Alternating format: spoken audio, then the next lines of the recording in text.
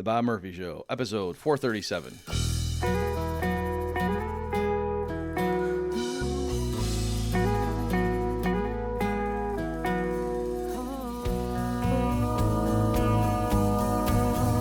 There's a tidal wave coming. What you gonna do? Get ready for another episode of The Bob Murphy Show, the podcast promoting free markets, free minds, and grateful souls. It's your source for commentary and interviews, conducted by a Christian and economist. Now here's your host, Bob Murphy.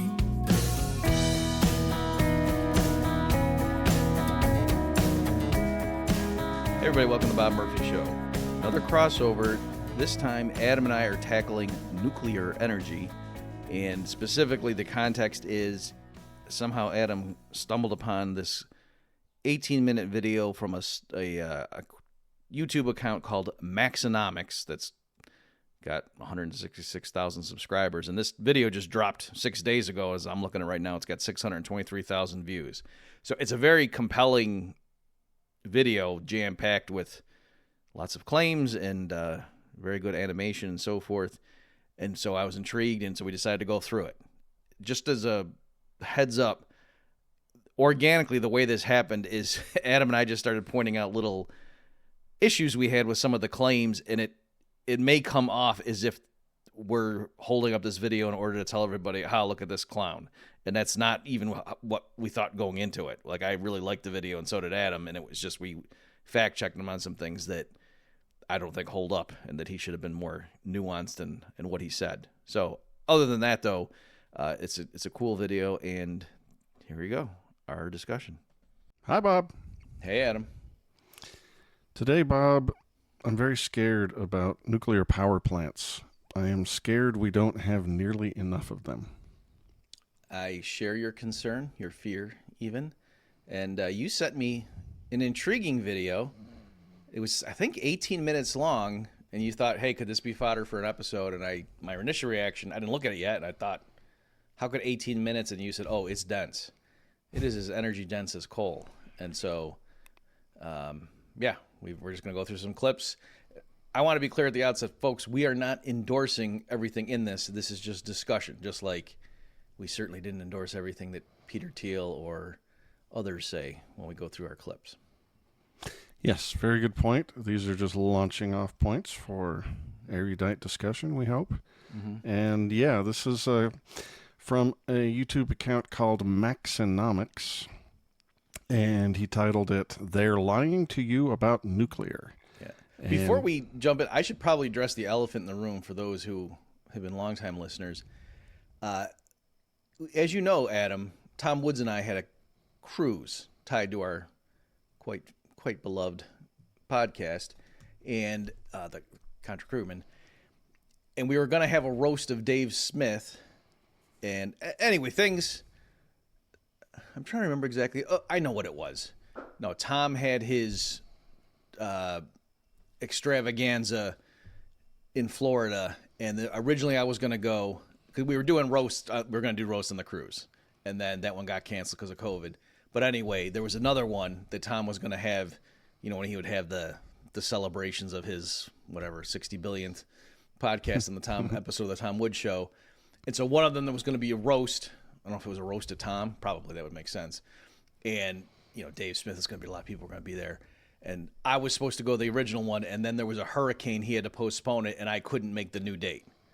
All right, so I had prepared a bunch of material to roast Dave and Tom, and I think Malice was going to be there and some people. So I had some stuff. It was pretty good. And then I couldn't go. So Tom gets up. I'm not even there, and roasts me in absentia. Is that a term? Is that what they would have said in the Latin? Besides, low dog, you dog, you dirty dog.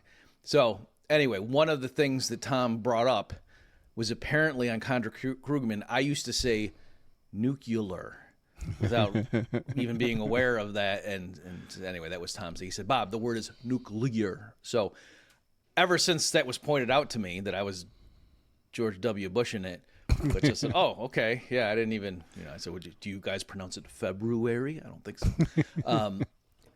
I have never, to my knowledge, said nuclear ever again, and yet people will still in the comments, even when I'm clearly saying a nuclear, accuse me of nuclear. See? So anyway, I just want to be clear that I'm going to be so careful this episode to watch, like I'm visualizing my tongue moving in my mouth as I speak. Yeah, some things you just can't get away from. Like, no matter how old Douglas Murray gets, he's going to get what you've never been. It's just going to happen. Yes. So we forgive you. All right. So shall we? Can I say one last thing? I'm sorry. Since I hijacked this, is I trickled out some of my material because again, it was the shame was I had all this stuff and it was the kind of thing too where I had some stuff that was just right down the middle, like easy peasy. There's no way this joke won't work. Other stuff, it was like, if the crowd's really with me and I got them, I'm going to risk and do these, things. Not because the jokes were risque, but it involved me doing something that I really had to be feeling in the zone to pull it off kind of thing. And amongst my daydreams, besides, having a lot of Bitcoins and things like that, is I want to get to a place, Adam, where I'm in front of a live audience and I bring up this story, and then I say, would you folks like to hear what I would have said to Tom and Malice and Dave Smith? And I think the crowd would be into it, and then I will go ahead and tell them, and then they will be quite entertained. If you wanted to entertain me and only me, you'll do that whole thing, that whole setup. And then when they say yes, you reach down to a briefcase and pull out a ventriloquist dummy, and then proceed to bomb really, really hard. I like I've heard stories about that. It's a very good premise. I understand why he thought that would work. And anyway, okay. All right, let's start talking about nuclear power. The United States in the 60s used to be on pace to being a great nuclear power nation, and then we turned in a different direction. And so this video is all about why did that happen? Let's start. Still running today. This nuclear plant was turned on in 1969, the absolute heyday of nuclear power in the U.S. 3 new nuclear reactors were being turned on every year, each flip of the switch sending power to 500,000 homes. But it wasn't just the number of reactors being turned on in a year, it was how fast each one was being built. 5 years from breaking ground to turning it on, giving millions of people the benefit from one of the most profound and steady links in the entire field of economics. The more energy a country uses, the better off its people are. And the U.S. just stopped, but it was years before this. It was an accident at the 3 Mile Island nuclear power plant. The nation and much of the world has been watching as this nuclear nightmare unfolds. Chaos and confusion reigned as monitors tried to determine exactly how much radiation was released. It started more than a decade before Chernobyl. So really what happened? Suddenly, plants that announced construction in the 70s started being delayed 9, 12, 20 years. Only 4 have been built in the U.S. since 1996. This, what really hasn't been well explained before, is exactly what happened. All right. Very exciting. Yeah, so I liked just that opening, firstly, to convey to the viewers, what kind of stuff this is. And by the way, folks, it was a jam-packed 18 minutes. No matter what clips we showed, we were leaving out a lot of cool stuff. So I encourage you, if you're intrigued, go watch the video. We're only going to be able to touch on some of the highlights, and maybe you and I, Adam, will allude to other things that we don't have clips for. But I really like just him showing the contrast, like the pace of development and how much they were throwing those things up, and then bam, it kind of fell off a cliff. And we never talk about that now. It used to be a thing, and now that's just people don't even discuss that anymore. When we're talking about the different, it's coal, natural gas, whatever, all the arguments about climate change. People barely talk about nuclear. And yet, the guy gets in this later, but it's the zero emission, according to their own logic, that should be front and center. And then I also liked in that where he anticipates, I'm sure if you asked most Americans what happened, they would say, oh, well, because of all those, the 3 Mile Island, most famously in terms of the United States. And then, wasn't there stuff in Chernobyl and then more recently the Fukushima? So clearly that must have been what happened, right? That there was that disaster, and then I don't know, probably a bunch of people died or something, and then they slammed the brakes, right? And as he's saying, no, that's the rapid deceleration of construction happened before those alleged disasters, and we'll get into that stuff more. Yeah, precisely.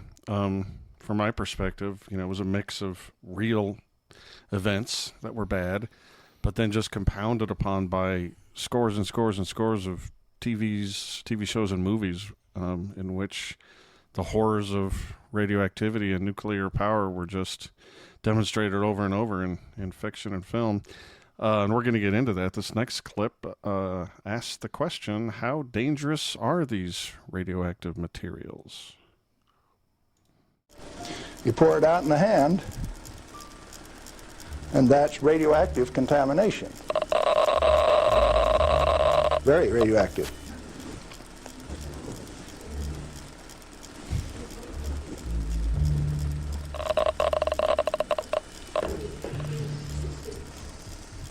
That material that I just ate is not soluble in body fluids. He actually did eat uranium. You can and live to tell about it, apparently.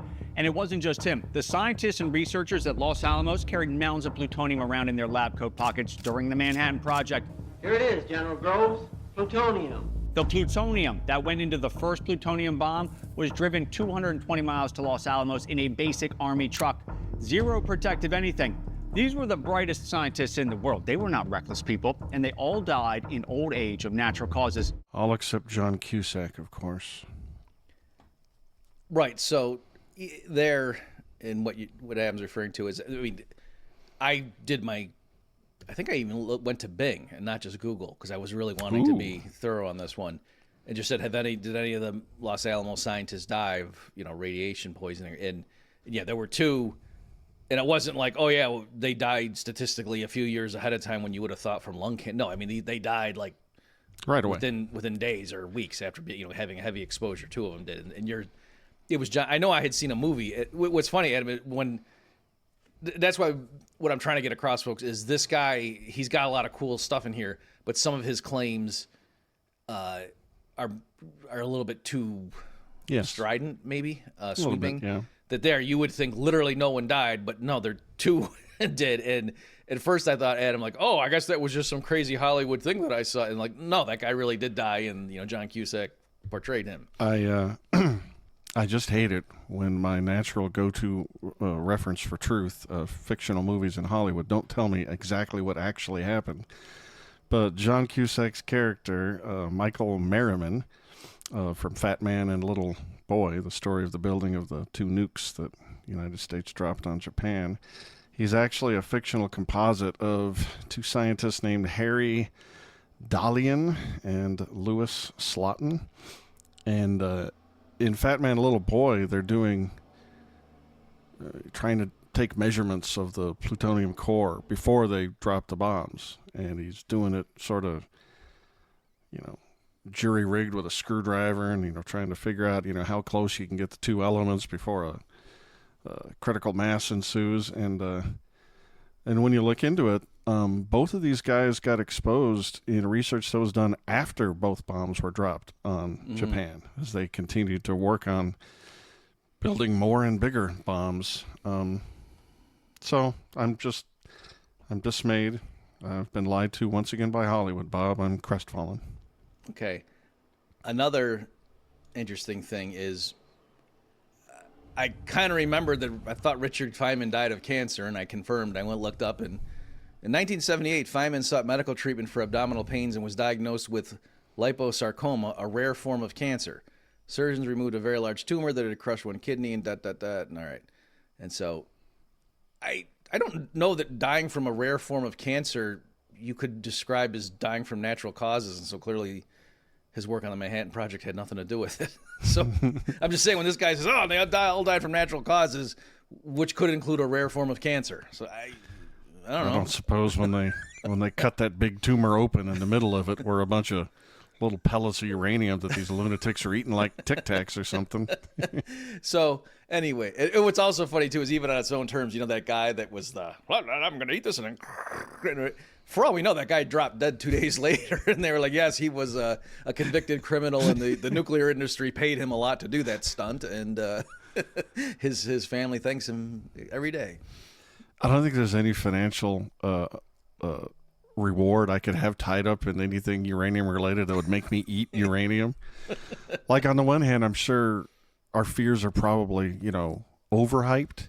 On the other hand, it's the kind of thing where you'd kind of want your fears to be a little overhyped in that direction, right? Rather than the other way.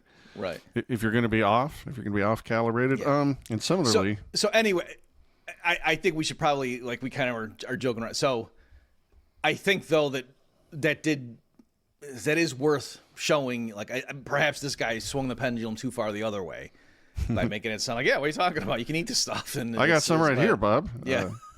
Wait a minute. Let me take out a life insurance policy on you, at least. But yeah, we're kind of poking fun that he went too far. But on the other hand, yeah, it is like that. An anecdote is when I went and researched, I think I might have talked about this with you on this very crossover genre. I can't remember.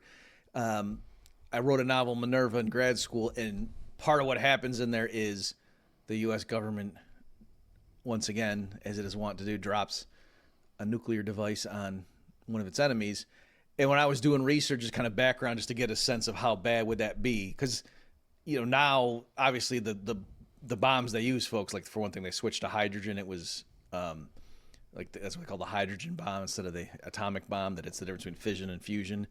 But the ones they develop now are just so many orders of magnitude more powerful than what they dropped on Japan back in World War II. And I kind of just thought, though, it was like, oh yeah, everything gets melted, and it's not that bad, right? Like, if they dropped one in Manhattan, like, a lot of people would die, but it's not like, all of New York City would just be vaporized or something, which I saw some other movie. Again, I'm sorry, Adam, that Hollywood does not do a good job. I forget what movie it was, but it was like some kid was talking. It might have had Christopher Walken in it. Like, I'm picturing it, but explaining to the kid that, if your daddy was there and this, and it was like, I'm a little kid watching this movie, and that's what I just filed away as, oh, that's what would happen if you dropped a nuke on some modern city. And no, that's not what would happen.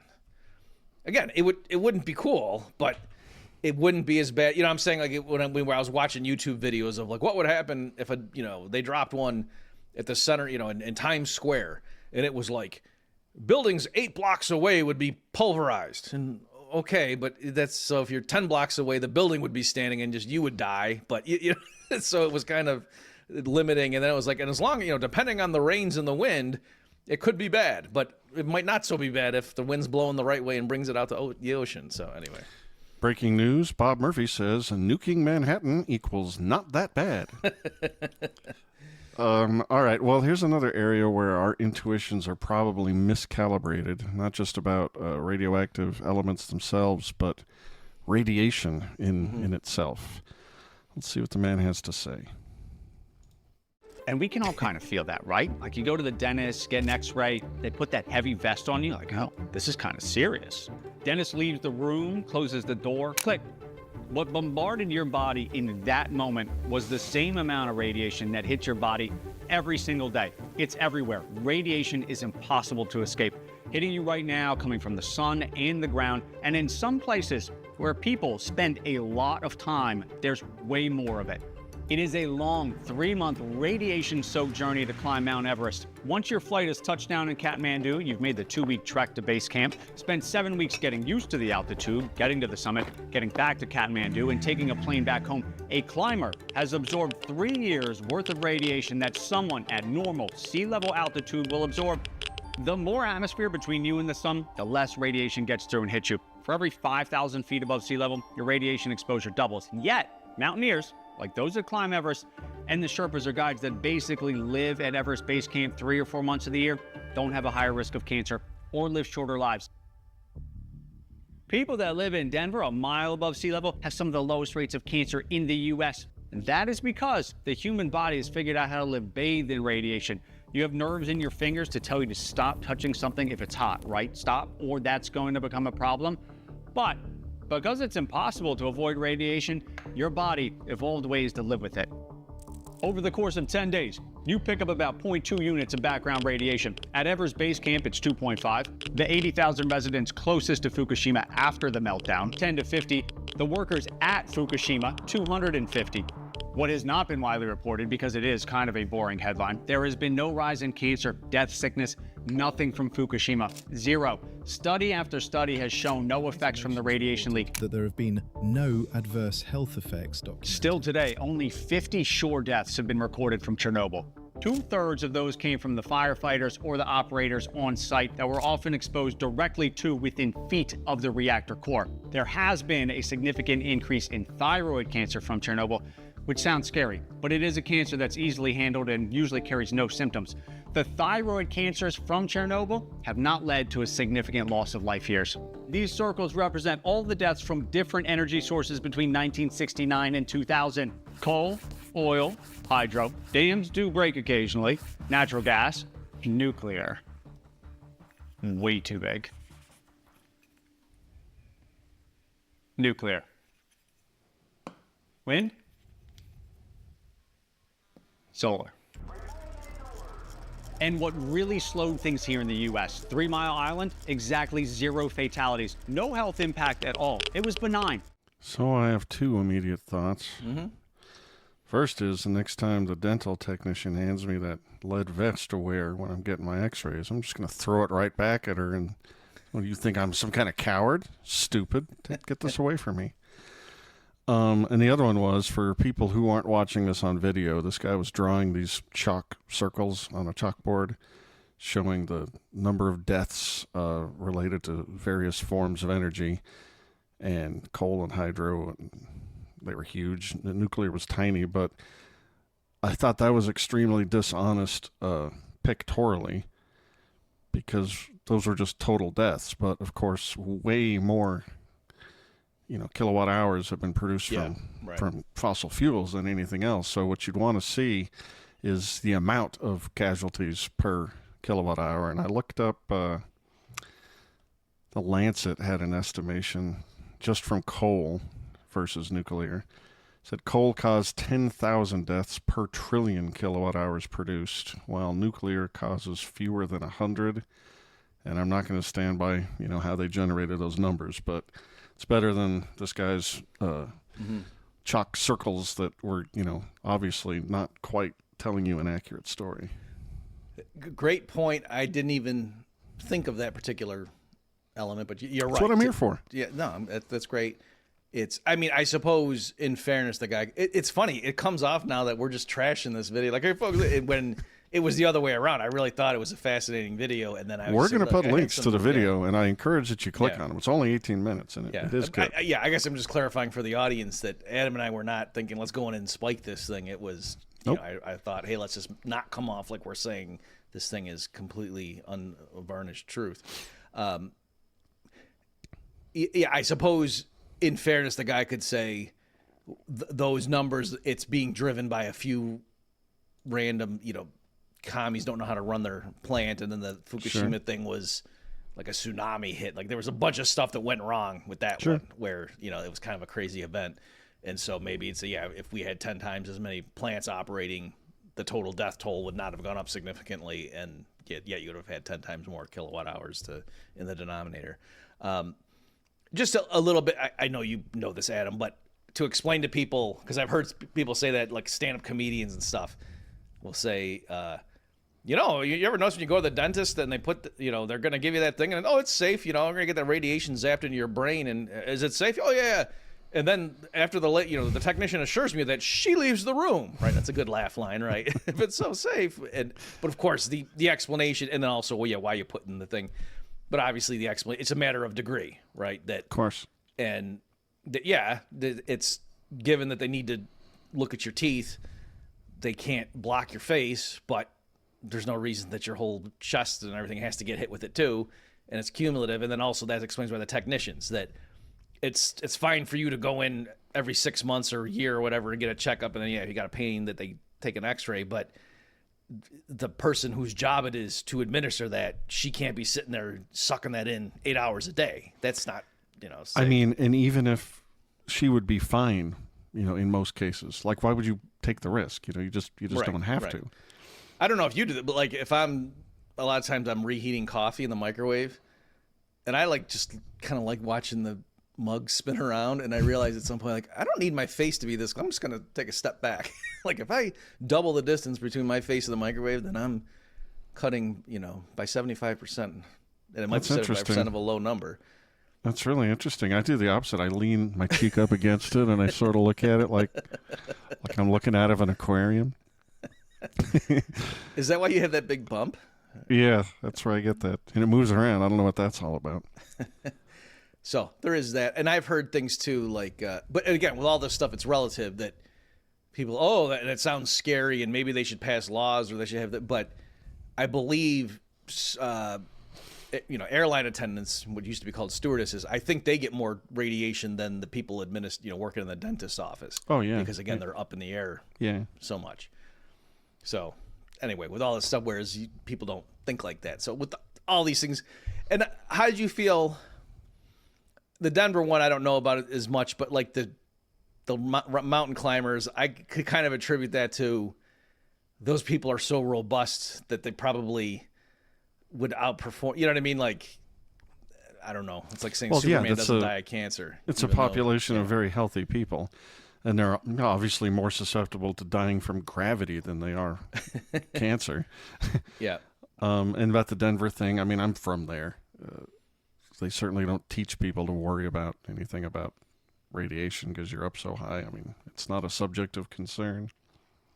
Well, right. But I'm trying to say, is it just like for him to say, hey, if radiation was bad for your body, you'd expect all these mountain climbers to be sickly. And I want to say, well, they're mountain climbers, so maybe that's kind of compensated. With the Denver thing, though, is it, just like, oh, yeah, you're the kind of person that moves to Denver. I mean, you're really robust. And so that could explain. You get what I'm saying? I do. There's a lot of fat people in Denver, but I get what you mean. Yeah, there's another issue I want to tackle related to this, but it's going to come up more when it comes to the regulation. So let's wait until the next one. So with this clip, between the costs of nuclear reactor construction and all these regulatory hurdles, why in the world would anyone build one? But what does it actually cost a major nuclear project to be delayed, let's say, 1 month? The U.S. Congressional Budget Office says $44 million. There are countless stories of construction crews finishing a part of a plant only to have to completely rip it out a few weeks later and rebuild the same thing, just in a slightly different way after a new rule came in. About one rule or standard was being created every day between 1973 and 1978. Think about that. You designed and planned your reactor in 1971. By 1978, all these new requirements had to be satisfied. These plants all began construction between 1972 and 1975. Shoreham in New York, 12-year delay, canceled. Midland in Michigan, 13-year delay, canceled. Sequoia in Tennessee, 8-year delay. Comanche Peak in Texas, 10 years. Seabrook in New Hampshire, 14 years. The utility went bankrupt, the first utility bankruptcy since the Great Depression. We're here to review the licensing and whether the Seabrook plant received its full power license on March 1st after 17 years of delay. And those delays in Seabrook have been staggering. Regime uncertainty, Dr. Robert Higgs talked about. Yep, that it's again, folks, it's not just what Higgs was talking about was in the 1930s and the New Deal and trying to explain, like, I don't have the figures handy, but business investment in the private sector was just atrocious. And that was, one of the key metrics, and that's what Higgs pointed to try to understand why was the U.S. just mired in a deep depression basically for the whole decade. There were ups and downs, but and that was one of his points. And just looking back, you could try to assess and say, well, the New Deal things were bad and they cartelized the industries and they did this and then taxes did this and but in the grand scheme, and the point was that's not enough. That in 1936, business people did not know what the rules were going to be in 37 and 38 and 39. They know how bad it was going to be. And so that's part of the issue. So yeah, you're not going to commit to that. And then I don't know if it was in that clip, but he also went on to say, Adam, that, once 10 years go by and there's very little construction, then a lot of the skills atrophy and things. And, it's you can't just, even if things get clarified and interest rates go down, you can't just jump right back into it if you already missed a decade. Yeah, all the skilled laborers and technicians and architects or whoever you need. It's not like you can just drive up to the Home Depot and have a bunch of nuclear scientists get in the back of your pickup and go build a nuclear reactor.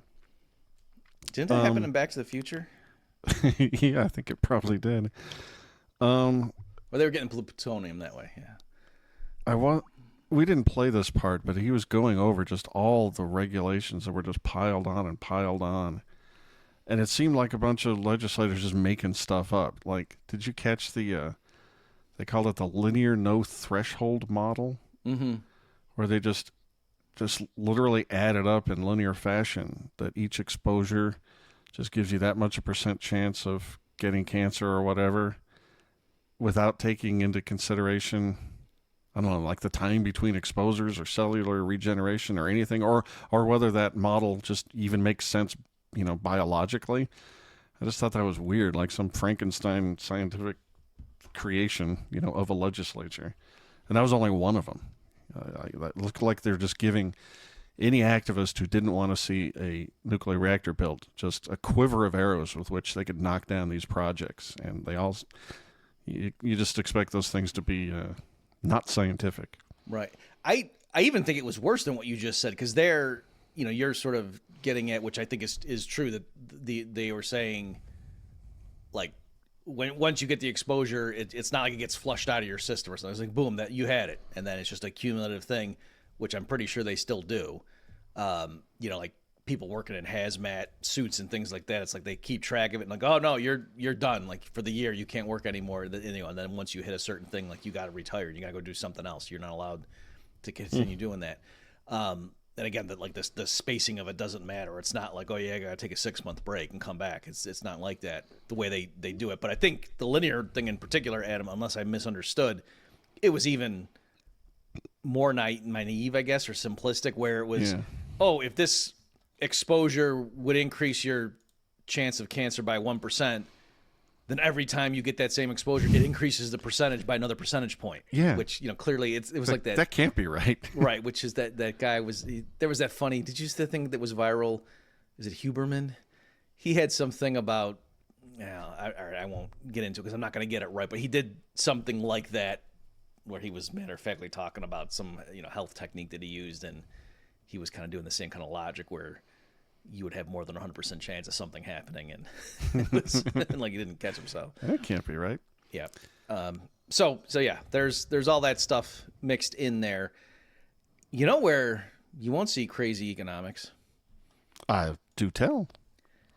If you wanted to promote your business, you got some kind of church festival coming up, and you thought, instead of me just telling people about, or not even so much promoting it, but once the people get there, just to have them get something, you want to give them some kind of gift of appreciation, something to commemorate the event, and you don't know what. You could have it T-shirts, mugs, ball caps, hoodies. Do you know why people would go for such a thing?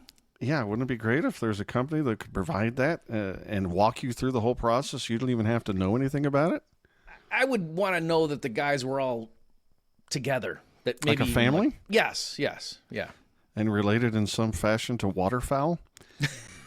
Ladies and gentlemen, we're talking about the Swan Brothers, your go-to company for all things merch and swag related. Bob, I was talking to a guy who knew we kind of needed merch to promote his brand and to celebrate these sorts of events, get the word out, fundraise. But he did it all wrong. He ordered a bunch of stuff ahead of time and then just tried to move it at the event. And he ended up just sitting with, his second bedroom just filled with boxes full of gear he couldn't get rid of because he didn't know what he was doing. If only he had a partner like the Swan Brothers. Actually, why don't you elaborate on that? Because people aren't going to understand. How did the Swan Brothers alleviate that problem? You will sell all your items and have them delivered. The point being, you don't have to manage the inventory through them. They handle that. It's right. You can set up like an online store, as it were, for your event or whatever. And then, like for example, if your company is going to have a get together, maybe people work remotely, and they're all going to fly in and do something. You can set the store up on a website dedicated to your event, and then you can tell the employees, like, here's your budget, or, you know, the company can do it or whatever, and they can place their orders. And so it's all, you know, you're decentralizing it. Like Adam says, you don't have to just say, yeah, I got to just guess. Yeah, give me 60 XLs and give me 30, you know, larges and da-da-da, and let's hope I don't get stuck holding this stuff. Like, you can take the guesswork out of it if that's the way you want to go. Precisely. So what is the URL in question? theswanbrothers.com/cross, and that's because of these crossover episodes. They're our sponsor for these things. So it's the SWAN, theswanbrothers.com/cross. Very nice, Bob, and we encourage everybody to go visit them. Even if you're not sure that you need such a thing, just go put your information in. Somebody will call you back and walk you through all the different ways they can help you. So what I liked about that clip, though, that we just listened to, among other things, and when I grabbed that one, is just to show the magnitude of just even delaying by a month and just how much that racks up the cost. And I think people don't appreciate. I mean, until, folks, you're in business, not that I'm, you know, a tycoon or anything, but I mean, just something as simple as like putting on an event at a hotel. Do you people have any idea how much they charge you just to have coffee for the coffee breaks? You would be astonished at how much they charge, you know, based on the crowd size and everything. So I can't even imagine trying to raise money from investors to build a nuclear power plant in the United States.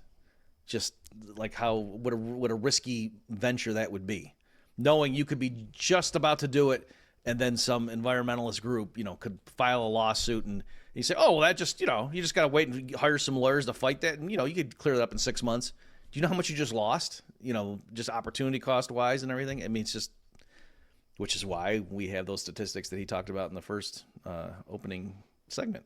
Yeah, precisely. We really need a change in national consciousness, which I think is underway. And one of the exciting technological features that's going to drive that, I think, is these small modular reactors that he is about to discuss right now. Ultimately, again, it boils down to the fear. We can all feel it. Maybe it was the Simpsons' fault. Yeah, well, that's always been like that. Maybe it was the use and testing of atomic weapons and the imagery around all of that. Maybe it was the nuclear industry's fault, insisting that nuclear is fail-safe, nothing would ever go wrong, and then things went wrong at a bunch of nuclear plants. What else are you lying about? Perhaps smaller is the key, because when a nuclear submarine smashes up through Arctic ice, the nuclear reactor that powers it is fine. In service for over 70 years, there has never been a problem, let alone a meltdown on a nuclear-powered submarine or aircraft carrier. And we're not just talking a handful of these things, more than 200, traveling millions of miles around the globe, all fitted with a nuclear reactor that produces about 8% of the power the newest reactor in the US we looked at earlier does. Going up and down in the ocean, fast, slow, vertical, horizontal, these are a critical part of the nuclear defense system. They have to work. This, basically a nuclear submarine engine, is what they're talking about if you've heard the term small modular reactor, or SMR. Yeah, I blame it all on Blinky, that damn fish. All right, so I certainly like that. I thought that was rhetorically very effective. Yes. I'd like to point out that this is not just a few things in cities, and we don't have a big sample size, that people can vaguely remember that, in case people don't know, like that the nuclear subs that we have, it's not merely that they have warheads on them. And by the way, just in case people don't know, like that's a critical part of the U.S.'s ability, like to survive a first strike by the Soviets, well, by the Russians now or whoever, right? That the idea was, even if they just completely catch us by surprise and hit all of our land-based targets and hit our airfields and whatever, we still have at any given time lots of submarines out there on patrol. They just keep rotating, and and they can stay deployed for a long time, and they will just come up and shoot their missiles, and what the Russians going to do, right? So, and that those things themselves are powered by a small reactor, and like the guy's saying, you never hear about that. So I have some things to say on that, but I don't. Do you want to react to that segment first? The guy in the video was talking about psychology a bunch, and these things kind of solve one of those psychological hurdles. Rather than build one of those big 1,000 megawatt or 1,500 megawatt Springfield Mr. Burns style nuclear power plants. You build these little ones, 100 to 400 megawatts, and they come out of a factory, so they're all pre-made modular rather than bespoke, which means that they'll be so much cheaper. If there's any problems with them, you'll be able to swap out parts super easy. And they're so dynamic and flexible, their use cases become so much more numerous and powerful because it's not just tied to one spot. You could put them anywhere and add them as you go. And again, I think it's kind of a big deal that they won't look like the things you're scared of, those 3 Mile Island or Chernobyl style nuclear reactors. They're built better now. They don't have any of the, the first few were pretty safe, all things considered, and these are way safer. So I have high hopes for the things. Mm-hmm. Okay, so I was, I assessed what he thought, and I thought he's right. It's not that you ever hear about like, oh yeah, I remember the time that one of our subs blew up or something, and then it was really awkward, and we had to, and I suppose in fairness you could say, well, maybe they would have buried that happened if it did happen.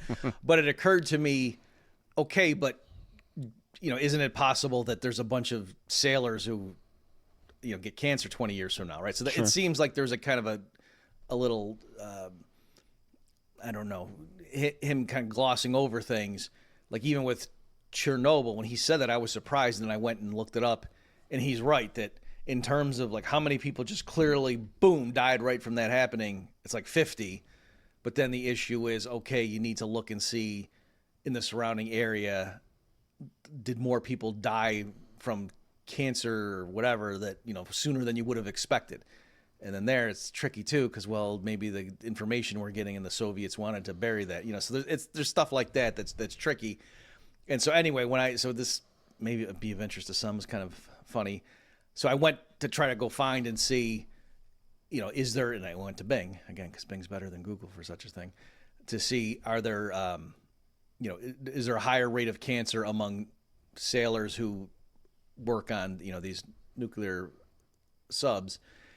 And the paper that popped up that was, clearly the one that everybody was citing and everything was published in 2020, I believe. It was by Christopher Busby, High Cancer Risk in U.S. Navy Personnel Serving in Nuclear-Powered Ships. And here's the abstract. The USA Defense Threat Reduction Agency provided data in 2014 on the health status, including cancer, of the 4,843 sailors on the nuclear-powered United States ship USS Ronald Reagan over the 2.5-year period from May 2011 through December 2013. Also provided were data on a matched control group of 65,000 blah, blah, blah, U.S. Navy personnel. Examination of the control population relative to the U.S. national data gives a relative risk for all malignancies of 9.2. The results suggest a significant cancer risk associated with serving on a nuclear-powered ship, one which is not predicted by the science underlying current radiation protection legislation. Okay, so let me just explain what happened there, because at first that abstract, it was like the control group was the other Navy personnel, and then they were looking at but the abstract didn't talk about that. It just went right to comparing the control groups, and I was like, what the hell? So here's what happened, because I was Googling around. I think I actually Googled around to find the broader story, and this is what happened. By the way, I was like, how big are these submarines? The USS Ronald Reagan. That's an aircraft carrier. It was like the head of one of the fleets or something. It was like the flagship. So that's why. Because also they had like 2,500 aircraft personnel. Yeah. Right. So that ship holds like 7,000 people. So not into a little submarine. That wouldn't work. So anyway, what happened was, and also part of the story is I was looking around for that. And then I saw that there had been reports of a lot of people getting sick who served on the USS Ronald Reagan, and they were claiming it's because they sent us in as a rescue operation when Fukushima, I know I keep mispronouncing that, happened. And so I thought, oh, maybe it was because of that, and not because they're working on an aircraft carrier that's got a reactor on it, right? And then I went and checked the timeline to see, wait a minute, when was this? Because the study, I think, was 2020. But I thought, well, and the timeline was perfect. Like in terms of when that scientific study, was looking at the dates in question, it lined up exactly when that thing happened. And I was like, oh, that's kind of, because here's what happened. Here's the backstory. So after, that disaster happens in Japan and the USS Ronald Reagan, I guess among other ships, gets sent in on rescue. And apparently the sailors were not informed as to, here's why we're going in there. Like they learned that while they were there, like the radiation things are going off the charts and what the heck's going on. So they do the thing, and then apparently some guys were, getting woozy and whatever, and then, complaining afterward. And so the Navy, to show that, and what I'm saying now is coming from the guy whose study that was. All right. And then this thing was like in Counterpunch, which is like a very lefty, anti-establishment outlet. And so, maybe this guy has an ideological axe to grind. But anyway, this is the story, and it's consistent with the stuff. And that is a peer-reviewed study that I just was quoting from. That wasn't, just something that was on wehatecapitalism.org.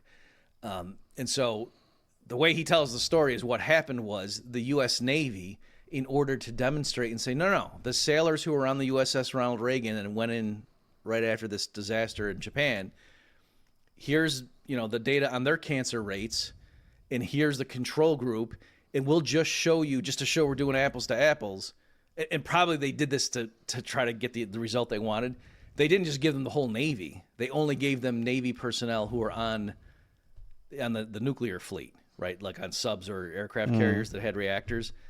And so they were trying to show, and it was true that the rate of cancer among, the Ronald Reagan people was not higher. In fact, was actually turned out to be lower than the rest of them.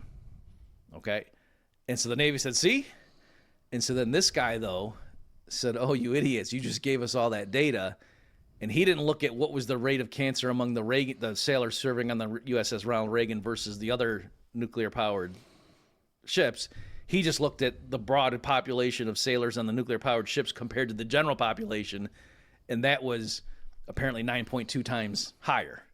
Not percentage points, like a factor, the rate, and the absolute number, I don't even know what it was, so maybe it wasn't that big. But the point is, whatever the rate of cancer was on the general population, it was 9.2 times higher among the people serving on the thing. So his deal was, you screwed up, AA Ron, and you shouldn't have given us that information. So, and one last little thing, I was wondering, well, that's kind of weird that why would the Reagan, so maybe it was because the Fukushima thing didn't do much. And maybe it's better to be serving on a humongous aircraft carrier where most of the people are not like in proximity to this thing, whereas in a sub, you're kind of, next to the reactor the whole time you're on it.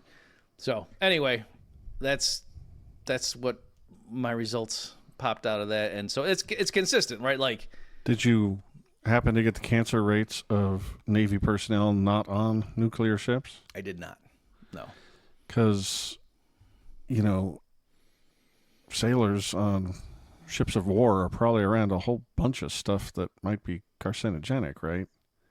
Oh, it's interesting you say that, because in one of the other threads where I was I'm just looking around at this stuff, and then, somebody posted a link to that, and all these guys are chiming in like, oh yeah, I served on the blah, blah, blah, and this year, and a lot of them were saying, yeah, my lawyer told me it might be because of asbestos, and I've got a claim with the veterans.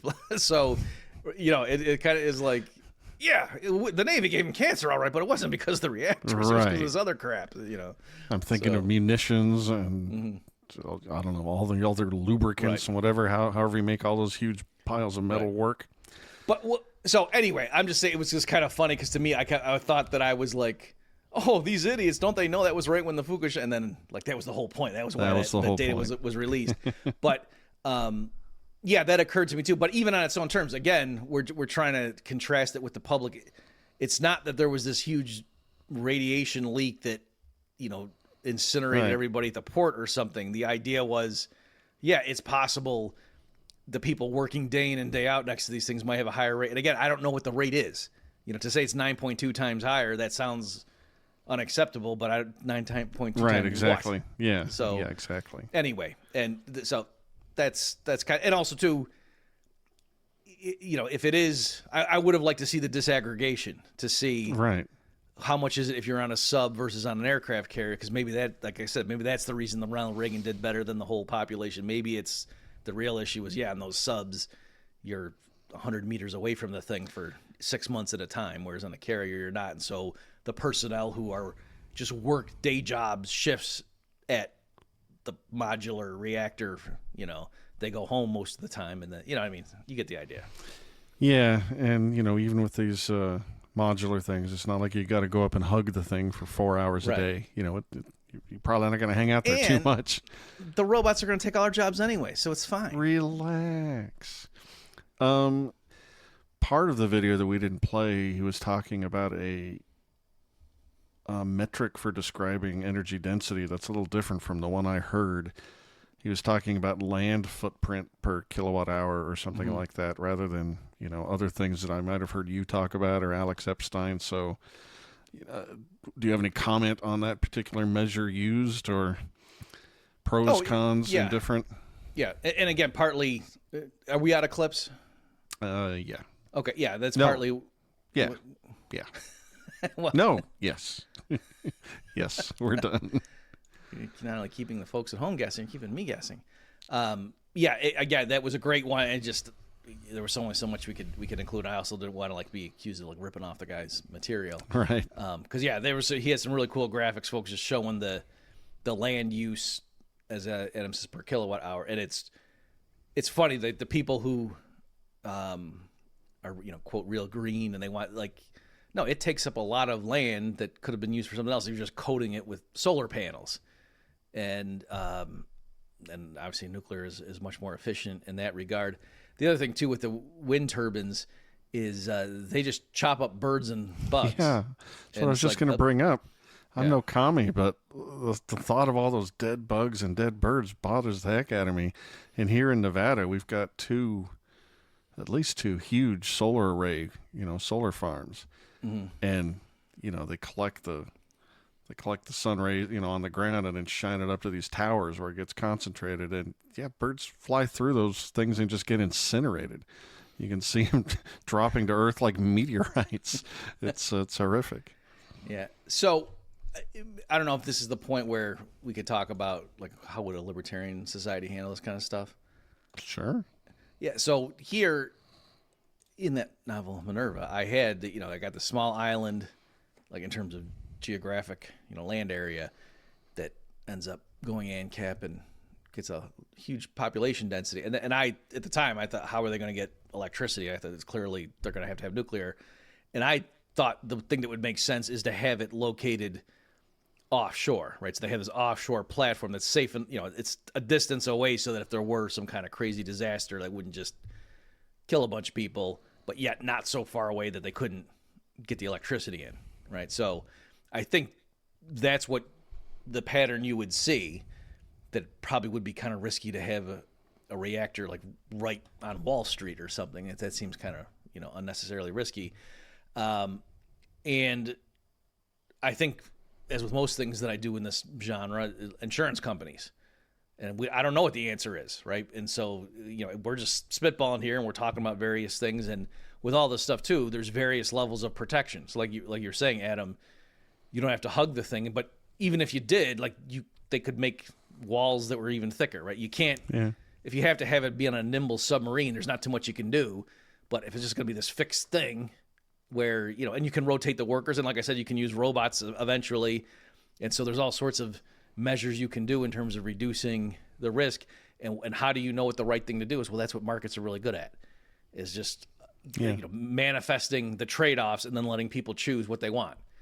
And so it's the price will be generated by the people weighing those pros and cons. Yeah, right. So somebody wants to build a power plant like that, and there's a nearby neighborhood. I think, you know, they would have to sign standard contracts, just in, you know, saying we will indemnify people if it can be proved in a reputable court, you know, that uses standard principles of harm and restitution and so forth. Just, you know, with judges that were informed on this area and understood the science behind it, and so you could understand what would it look like to, you know, to make the claim. And then, you know, go ahead, and if you need to get insurance companies willing to back you up, and then how much they would charge on the premiums. And then, if we had these other extra safeguards in place to show that even if there is a tsunami, we've got these 19 different things that would kick in, then your premiums would be lower, right? And so, or maybe you wouldn't. Maybe you just say, no, it's not worth it. Like that level of safety is too expensive, in which case they would roll the dice and just say, no, we'll pay the higher premiums for that, and just because that's the cheapest thing to do, and let's just hope it doesn't happen. Well, trade-offs. So there you go. I think that's how it would be handled. And Rob Bradley, by the way, I asked him long ago. He's the founder of the Institute for Energy Research. His doctoral dissertation was under Murray Rothbard, right? So the program Rob Bradley was in allowed you to have a chair who was like not at your school. And so, Rothbard was at UNLV at the time, and I forget where Rob actually was going to school, but they allowed him to have Rothbard be his chair. It's called Oil, Gas, and Government. The Cato Institute published it's like 2 volumes. It's this huge history of government intervention in the, crude oil and natural gas sectors. So Rob is a humongous fossil fuel guy, like very much in favor of it. But I asked him about nuclear, and that was his thing.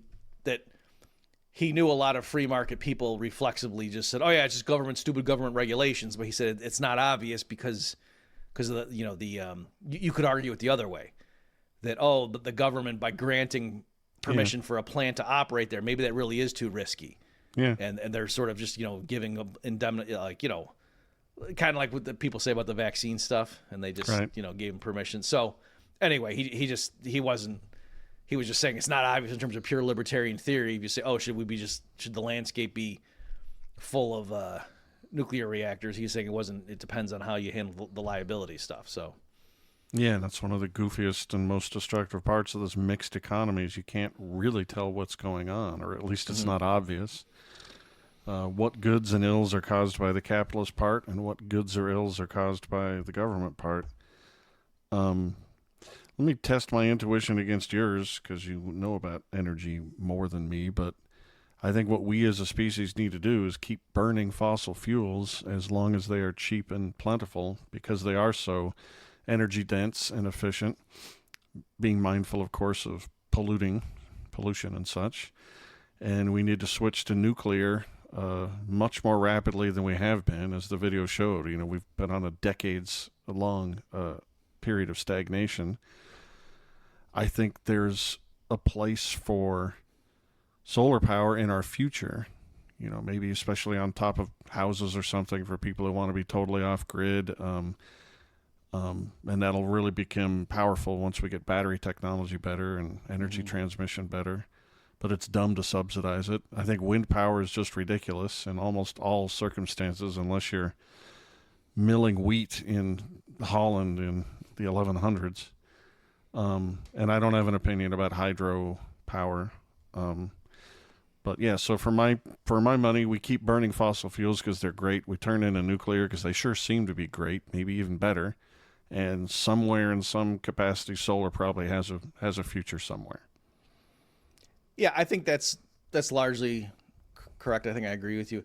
What's interesting is for those people who really believe we have to decarbonize, like within 10 years or else it's over, they should be the biggest proponents of nuclear power, because it's clear people are not going to accept cutting their standard of living in half. That's just not going to happen. They would, they just, you can say they're fools and whatever, and they're consigning their grandchildren to death, but okay, that's just not going to happen. And so nuclear would allow them to, if you had a crash course in it, maybe that's not the way they would sell it. Let's have a crash course in nuclear construction, that you conceivably could, get the world to rapidly decarbonize without suffering a huge hit to GDP and just general standard of living.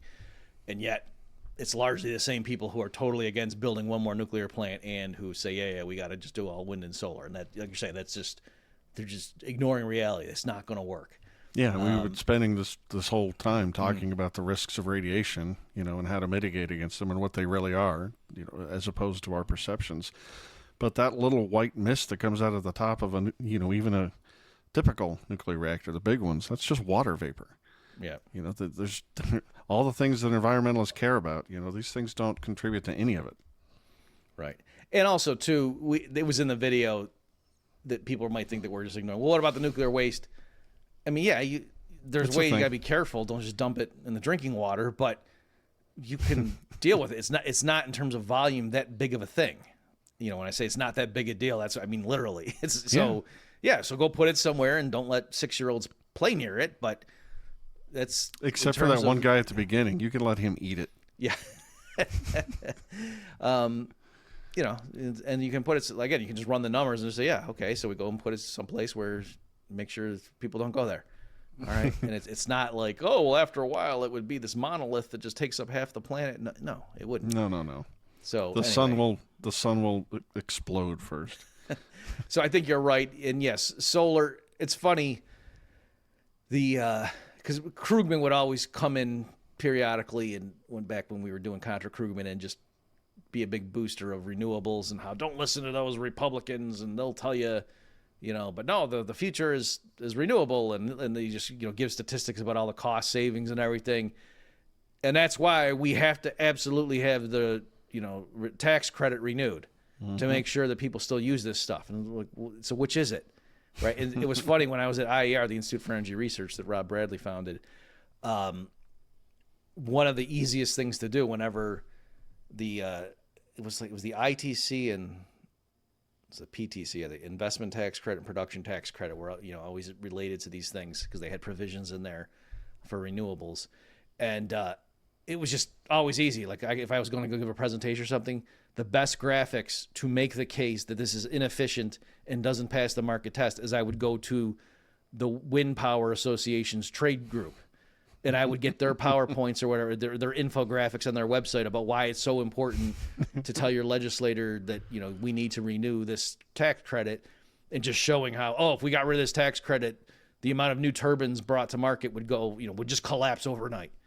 And I was like, okay, so you guys are proving this is completely a creature of government subsidies, right?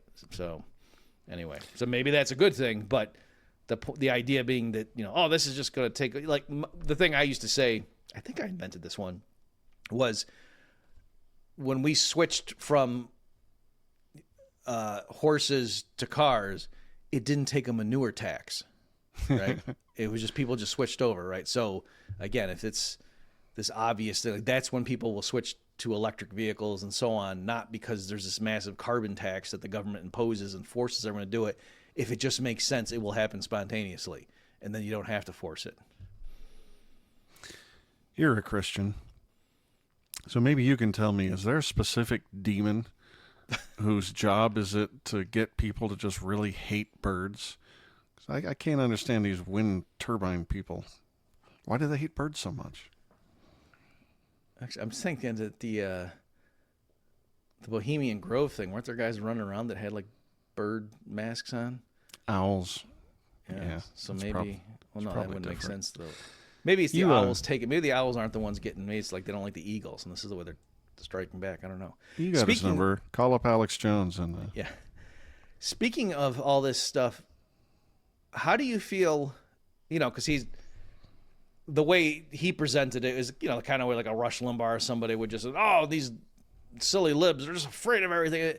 But to me, it seemed more insidious. Like, doesn't it seem like there were a bunch of things that the U.S. was just such a powerhouse in the 60s, and all of these things just to completely destroy our morale, to make it so our electricity production gets stymied, and, you know what I mean, break up the family, get the races to hate each other, and to doubt, you know, do you get what I'm saying? Like, all of these things of these commies and whoever, atheists, whatever you want to call it.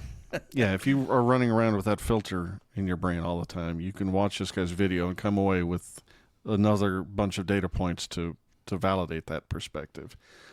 But I don't think that's real. I think there's enough honest reasons for people to have been afraid of nuclear. I mean, maybe there were cronies that were pushing in one particular direction or another, but I think it was mostly well-meaning but silly activists that were mostly behind it. And then Hollywood, you know, it does whatever Hollywood does, and that was makes a Meryl China Streep syndrome? movie, and makes a Meryl Streep movie, and, you know, a bunch of other things, and 1,500 B movies about the toxic sludge destroyer from the second, you know, once the zeitgeist gets afraid of something, it just moves in that direction, on a whole bunch of different waves.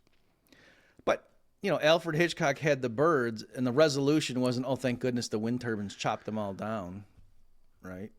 I mean, that's what I literally got out of the credits. I mean, how did you view that movie? I don't know.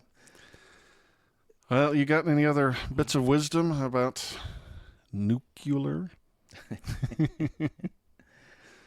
Well, again, with all this stuff, it really is, like you say, government intervention, it gets you coming or going. You don't even know. And it's hard to say. And it's the same thing like with, I'll make an analogy. With the FDA, it's standard for libertarians to complain about, to bring a new drug to market, it costs $1 billion with a B, as in boy.